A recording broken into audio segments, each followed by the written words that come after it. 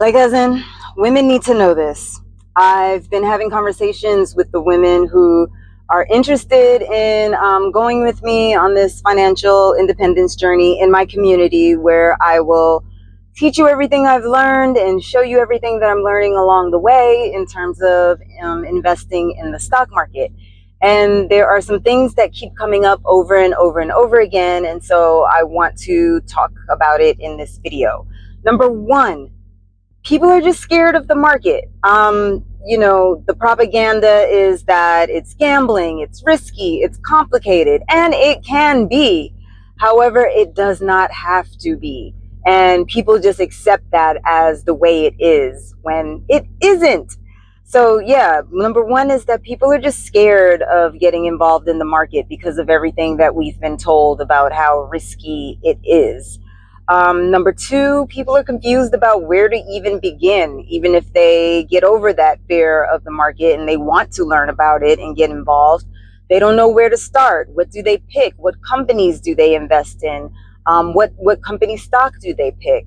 And the thing about it is that you don't even have to pick individual stocks, because that, again, can be complicated. It takes a lot of research and looking at balance sheets and numbers, reading about the CEO, seeing what's going on in the news about the company. But there are other things that you can do where you don't have to worry about those things. So people are confused about where to start, which is understandable, right? Because they teach us about algebra and calculus in school as opposed to about personal finance and investing. So that was number two that kept coming up. Number three is that people are confused in terms of brokerages. Like, how do I even open an account? Where do I open an account? Do I choose Robinhood or Fidelity, or what about the Stash and Acorn thing? They're not really sure where to even open an account. And then when they do get as far as opening an account, then how to set it up or what to pick becomes a confusion. So, for example, I had a friend who went to open a brokerage account, but when they started asking questions like social security number, job information, checking account information, that seemed a little weird, because we're taught that we shouldn't share that kind of personal information, right? And this is online. So people get a little bit nervous because hackers be hacking. But the fact of the matter is that that's perfectly normal. That's what is asked in order to set up a brokerage account. But how are you supposed to know that when you've never been taught that? It would just seem strange, right? So the third thing is the confusion around brokerage accounts and how to even set those up. What to choose, where to start, right? The fourth one is, I hear about age. Well, I'm not 20, and I'm 40 or 50 or somewhere there's about, and so I waited too late, and so therefore it's too late for me to even begin, right? I'll need to have gobs of money to make any kind of difference in my financial life. And that's just not true. If you're going to be alive for another 8 to 10 years, there's probably something you can do. If you're going to be working for another 8 to 15 years, there's probably something you can do. And while starting at a later age, we may not be able to reach complete financial independence where, you never have to worry about money and you never have to work for anyone again. What we can all do is reach financial improvement, right? So it's about supplementing what we may get in Social Security, supplementing what we may get in pensions, if you're lucky enough to still have one of those, supplementing what we may get from a 401k, if we're lucky enough to have one of those, supplementing the nothing we did, right? If we didn't do anything at all because we didn't know what to do. So financial improvement is always on the table, no matter how late you're starting, right? The fifth thing is a very real concern, which is the fear of losing money, which is real, especially if you work in America. I mean, if you work anywhere, you work hard for your money. So you don't want to just frivolously put it in something that you don't know anything about and lose it, right? That's a big fear. And in America, they expect us to work like robots and produce like computers and work till we die. Imagine convincing people that if they were to stop working, they would die early. Like, that seems kind of sick to me. The idea that the human mind and person couldn't find anything else to do with their time or mind or besides work for somebody's company is a little crazy to me. So you're telling me that no one else can have an interest besides working, or they'll die? They couldn't want to learn new languages or travel to new places or read new books or volunteer for some cause that they're passionate about, or work but in something that they just want to do irregardless for whether it would profit or not, right? All of these things are possibilities, but our society would rather have us believe that if we were to stop working early, then we'll die early. Crazy. So those are some of the things that have been coming up in the conversations that I've been having. So let's talk about some possible solutions, right? So in terms of being scared of the market and its risk and gambling and all of that, education is the key to solving that concern. In the investing circles, there's a saying that the more you learn, the more you earn. And if you don't know about these things, it's very easy and comforting, right? To believe the propaganda. Oh, well, that's for those people who have a lot of money. That's really way too complicated. If you're living a life and you have to work and, raise kids, do all these other things, then, investing in the stock market is just something that is just beyond the regular person's capacity. It's very easy to believe that. But the more you actually educate yourself around finances and financial literacy, then you realize and learn that that's not the case. So education is the key to quelling those fears. In terms of confusion about where to start, what to pick, what companies to invest in, the good news is that there is a tried and true order of operations to getting your financial house in order. There are steps that everyone can take in order to get themselves in a better place. It takes effort, it takes commitment, it takes discipline, but there is an order of operations. And the first step in that is tracking what is going out and tracking what is coming in. Because it's very easy to live in the vagueness of, well, I am using all of the money that comes in to pay bills, the end of the story.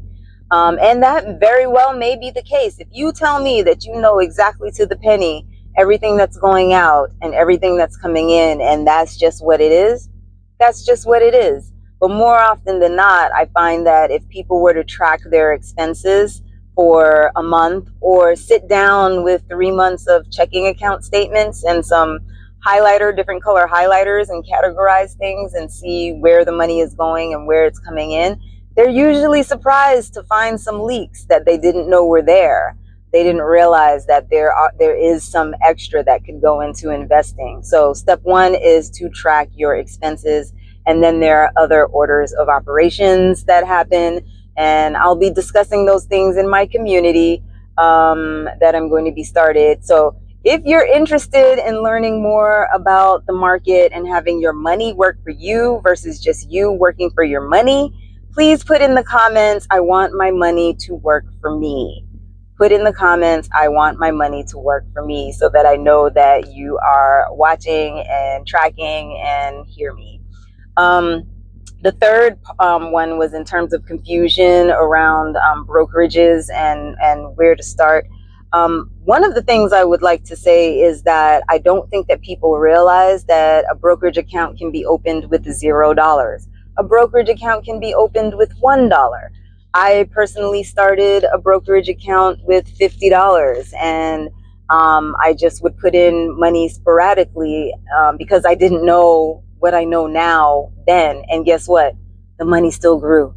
The market went up, the market went down, and the money grew anyway, because compound interest just works that way. There's a vocabulary word for you to look up. Compound interest. Write compound interest in the comments so that other people know. Look up what compound interest is and how it works. And in terms of brokerages, There are three major big ones that I tend to have people look into. Fidelity is one, Vanguard is one, Schwab is another one. I never really recommended Robinhood because I felt like the gamification of it made it too easy for people that didn't really understand what they were doing to gamble, to take risks, to do things that would put their money at jeopardy. But I will say that I saw an interview with the CEO and he has made some changes. But still, I'd say stick with the tried and true big companies that aren't going anywhere, like Vanguard, like Fidelity, like Schwab, right? The fourth thing is that the age part, right? Starting late. So starting late may or may not mean that you reach full financial independence where, you never have to worry about money ever again for as long as you live. But starting late can mean that you do put yourself in a financially improved situation, right? If you're going to be working for another 8 to 15 years, there's something that you can do no matter what age you're starting at. I'm starting late, right? So I want to take people on this journey with me so that they can see that even if you're starting late, you can make strides, right? I'm starting late, and there's actually whole communities of people who start late and they work to catch up. There's a podcast that I like called Catching Up to Fi, which is all about late starters working on their finances. I'll put a link in the comments to that podcast so you can check that out. The other thing is that by starting later, it can be an advantage because we are in our higher earning years. Hopefully, as we've gotten older, then we are making more money than we did as a 14-year-old. I worked at the library. I worked in offices at hospitals in Boston where I grew up. But now I, as an adult, am earning more than I did in those first jobs, right? So even though I'm starting later, I'm earning more. And so that can be an advantage as well in terms of starting late. So the last thing I will say about that is that I think that people don't understand that when you have an investment account that you've set up to grow, when you are going to start using that money to live off of in your later years when you're not working anymore, you're not just going to cash out the whole account and hope that it doesn't run out before you die.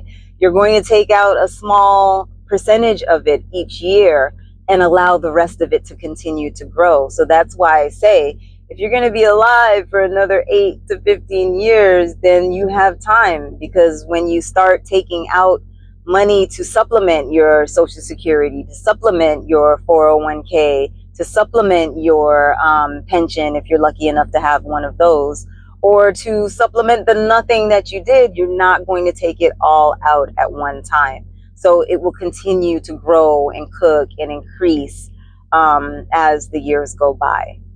The fifth thing is the fear of losing money, which is a legitimate fear. But I will counter you with this information. People think that it's safer to have their money in a savings account. I did some research, and the average savings account in America is paying you 0.57% interest. And that's if your bank doesn't also charge you a fee for keeping your money in the savings account, right? A less risky vehicle to put your money in the market is an S&P index fund, such as VOO or VTI. Those are ticker symbols. There's some vocabulary for you to look up as well. Put ticker symbol in the comments so people know to look that up as well. So I taught a class in July called I Will Explain the Market to You Like You're a 5-year-old, saying from that movie, I think it was Denzel, it was like, explain it to me like I'm a 5-year-old, right? And so someone had said to me, I need someone to explain the market to me like I'm a 5-year-old because it's just all so confusing. So I named my class that. And I taught it back in July. And just out of curiosity, I asked ChatGPT if someone had put $10,000, just because that's a round number, right? If someone had put $10,000 into the S&P 500 index fund in July, how much would they have now in November? July, August, September, October, November, right? So in 5 months, how much would that $10,000 have gained in profit? And the number was around 12,700 and something dollars.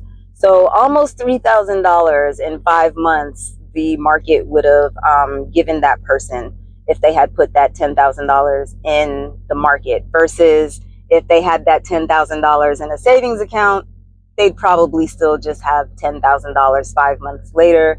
That's if their bank didn't charge them fees, right? In which case they'd probably have less. So not having your money in the market is more risky, because if you think about the fact that inflation rises, let's say 2.4% to 3% per year, then the S&P 500 gains 8 to 10% a year. So your money is going to beat inflation by being in the market versus it not beating inflation, and your money that you have in savings has less and less buying power as the years go by. So it's more risky to not have your money in the market than it is to have it in the market in something that is less volatile and less risky, like an S&P 500 index fund. You don't want to have less buying power by saving money than more buying power by investing money, right?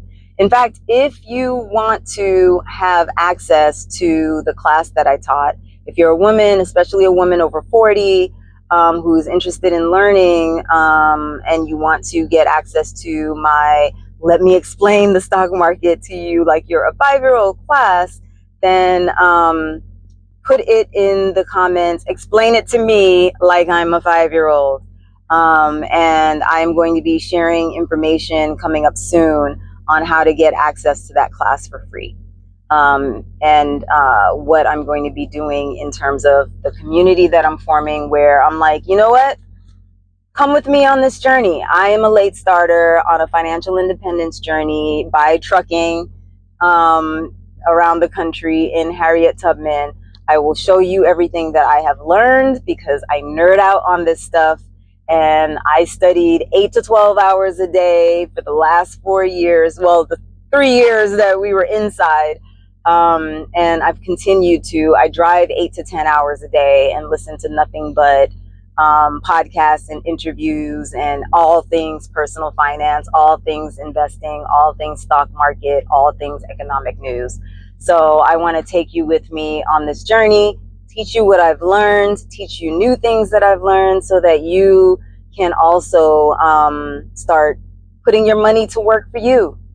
Just comment, I want my dollars to work for me. I consider my dollars to be my employees, because I do not plan on working until I die. Therefore, I need my dollars to work for me instead of me only working for my dollars, right? So we will talk about this more in the coming weeks. I'm going to do a few more videos around this, and I hope that this has been helpful to you. And I will talk to you soon, Play Cousins. This is Essence Revealed on my journey from actor to tractor, my financial independence journey, and my journey to life and location freedom, so that other women can see that it is never too late to start something new, and it is never too late to start investing.